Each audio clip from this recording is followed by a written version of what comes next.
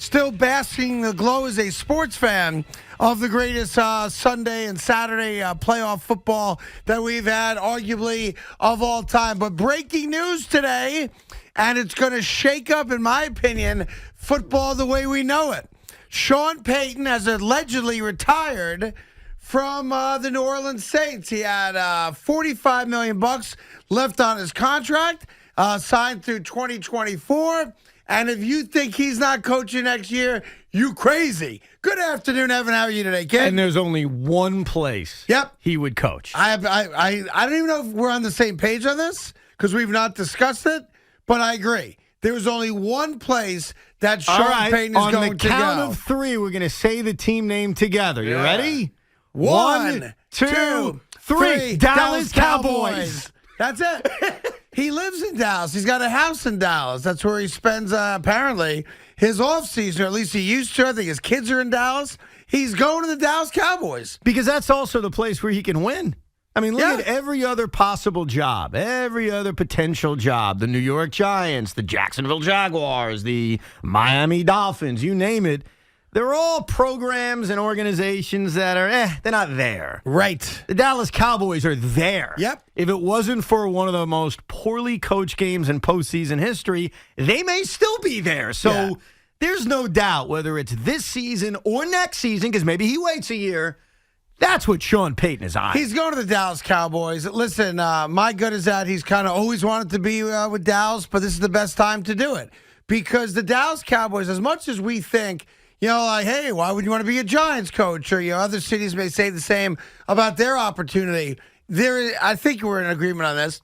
There is no argument whatsoever that the Dallas Cowboys are ready made to win right 100%. now. So as much as the Giants are a project and, the Bears are a project and the Texans are a bigger project, the Miami Dolphins are a project, the Cowboys have it all. They've got the quarterback. They've got the offense. They've got the best defense turnover-wise in the NFL this past year. What do they need?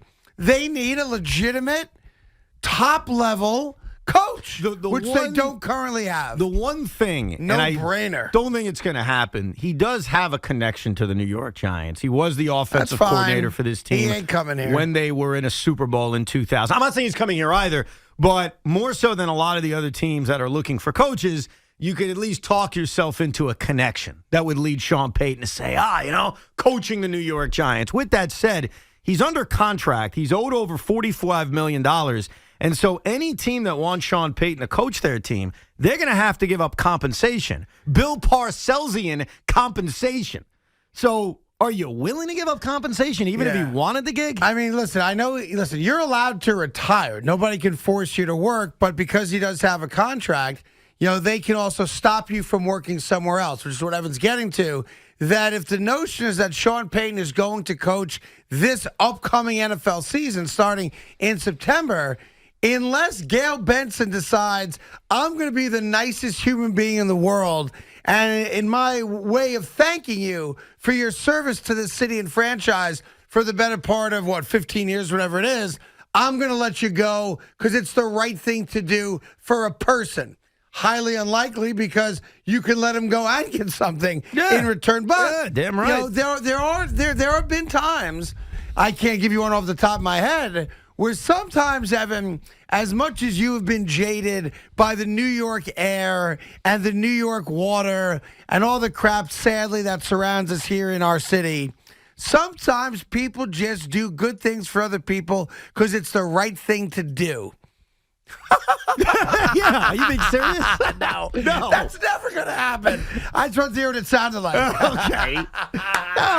No, you're going to have to give the New Orleans Saints a lot of draft picks. Yeah, I don't know about a lot, but something. No, all you've got to do is look at the track record of coaches and compensation. Look it up. Look at the history of coaches and compensation, whether we're talking about Bill Parcells to the New York Jets. And that's so long ago now, like 20-plus years ago, right? But there's a track record of what you have to give up, especially for someone as successful as Sean Payton that won a Super Bowl, even though that was a million years ago, and really turned the Saints organization around. And he really did. I mean, you talk about a culture change. We use that word all the time. That culture changed, and it had to do with a quarterback and a head coach. Yeah. So if Sean Payton wants to coach And if Sean Payton wants to coach your team, whether it's the Dallas Cowboys, the New York Giants, or somewhere else, you've got to be willing to pay the piper. And the question is, especially if you're the Giants more so than Dallas because you're close, are you willing to pay the piper? Well, listen, the Giants have more draft picks to offer than the Cowboys They do. also have more holes than the Cowboys. Evan, this is you don't walk away or announce you're retiring or in theory stepping away from $45 million unless you know exactly where you're going. Right. Now, we know there are cases. You talk about Barry Sanders walked away from money. Megatron walked away from money. Those are outliers. That is not the norm. Very few human beings on this planet are going to walk away from that type of money. I don't believe for a minute that Sean Payton is going to walk away and leave $45 million on the table. I don't think it's going to happen. I think Sean Payton has probably already talked, back channel agents and that kind of stuff with, let's assume it's the Dallas Cowboys, and this will all be figured out. There's no way he's not coaching next year, and there's no way a guy at his age, at this stage of his life, is walking away from a guaranteed $45 million.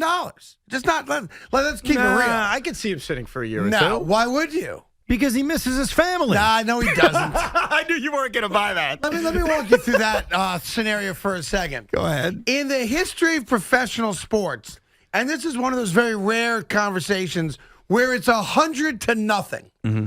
Any person that has ever said, I'm leaving the game because I want to spend more time with my family, has very quickly gone back to the game. Right. I'm sorry to say that. Okay, do you believe that he's going to step away and go television where he can make a ton of money, as we've seen? That's true, too. Okay. I think the television thing is an option.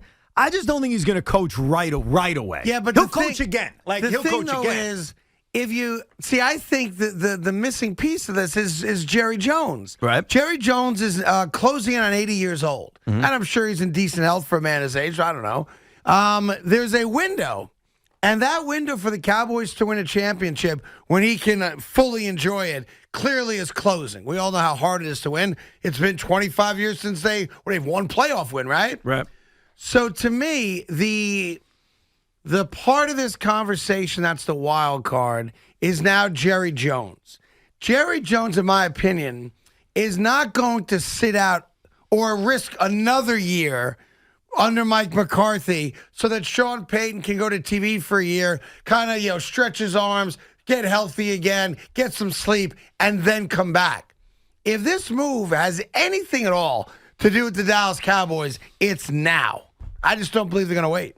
But I understand what you're saying. He'd have a TV job in a minute. Yeah, well, I mean, Jerry Jones may want him right now, but if Sean Payton wants to step away for a year and two, he may not have a choice. They may not be able to convince him with a huge contract to have him coach Dallas. I mean, the guy's been coaching every year. I know he didn't coach in 2012 because of the suspension. But then again, according to that movie, he was coaching his kids. So he was coaching that year. This is a guy who's been in NFL coaching for 30 years, 25 years. Long time, yeah. His whole adult life. So I could understand a year or two. And he's young enough where he can come back and coach in 2 years. Yeah, but it's if the Cowboys are a part of this, and I believe they are, then this is a now decision. This isn't, all right, listen, go enjoy yourself for a year and come save us a year from now. I could be wrong, obviously. I don't believe that's the case. I don't.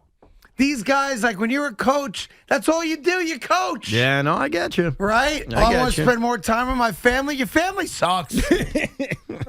And Sean Payton had a taste of that a decade ago when he was suspended. Yeah. He had a year to see what it would be like. Right. It was so unique they made a movie about it. I know. Yeah. And we're going to give you a present. You're the great. You know what's crazy? Look, Sean Payton loves his kids more than you do. He coached them in flag football. Stop. He may get paid more money doing TV than coaching. When you think about what Tony Romo, how much does Tony Romo make on TV? Well, he's the highest. He gets $17 million. Okay, $17 million. What does Troy Aikman make? Troy Aikman's making less. Okay, but that would still closer to 10 in that range. Yeah. Sean Payton can demand that.